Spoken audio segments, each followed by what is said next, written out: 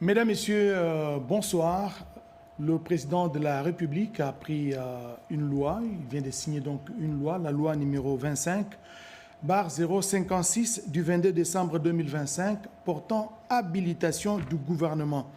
En voici l'exposé des motifs. Le gouvernement de la République a inscrit dans son programme d'action inspiré par les engagements du président de la République, chef de l'État, pris lors de sa dernière campagne électorale, un certain nombre de priorités, au nombre desquelles figurent la restauration de la paix, l'assainissement de la gouvernance économique et financière pour faire face à des défis structurels liés notamment au climat des affaires. La restauration de la paix exige, dans le contexte actuel de notre pays qui fait l'objet d'agressions dans sa partie est, d'une part, le maintien de l'état des sièges en cours et d'autre part, les réformes du système judiciaire militaire en vue d'assurer la discipline et de lutter contre l'impunité. Quant à l'assainissement de la gouvernance, il y a lieu de relever l'impact négatif de la corruption et du détournement des deniers publics sur la gouvernance et sur la vie de la nation.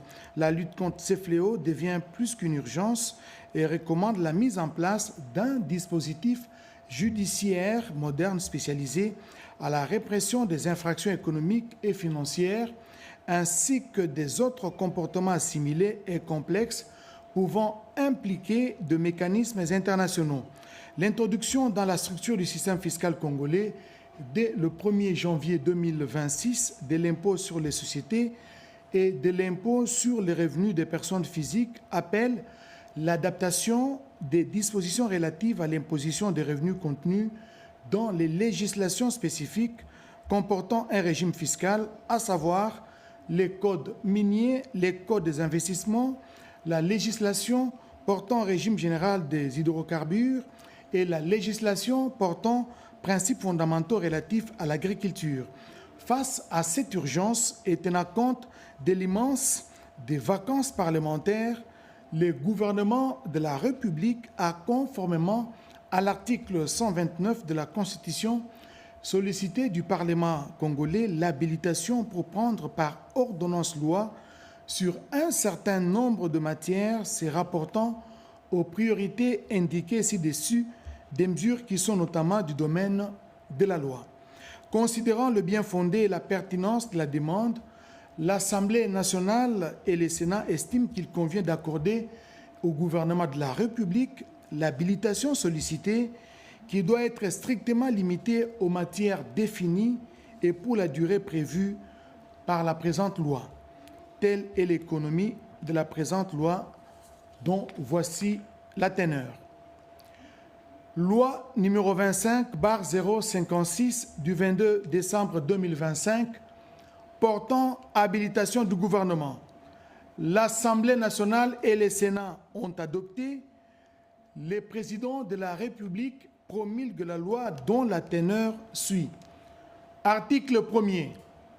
La présente loi habilite le gouvernement à prendre par ordonnance-loi les mesures telles que précitées, telles que reprises à l'article 2 de la présente loi, conformément à l'article 129 de la Constitution. Article 2. Sont concernés l'autorisation de la prorogation de l'état des sièges proclamée par l'ordonnance numéro 21/015 du 3 mai 2021 dans les provinces de l'Ituri et du Nord Kivu. La modification de la loi numéro 023/2002 du 18 novembre 2002 portant code judiciaire militaire, la création, l'organisation, les fonctionnements et les compétences du tribunal pénal économique et financier, TPEF, et du parquet national économique et financier, PNEF, y rattacher. L'adaptation des législations spécifiques comportant des dispositions relatives à l'imposition des revenus. Article 3.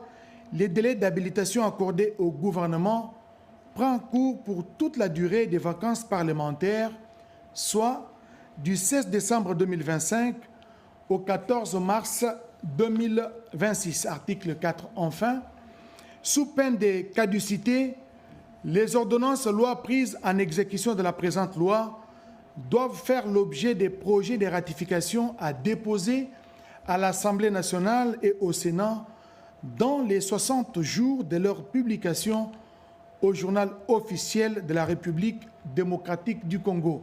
Article 5. La présente loi entre en vigueur à la date de sa promulgation, faite à Kinshasa le 22 décembre 2025. Félix Antoine Tshisekedi Tshilombo, pour copie certifiée conforme à l'original le 22 décembre 2025, le cabinet du président de la République, Anthony Kinzo Kamole, directeur de cabinet.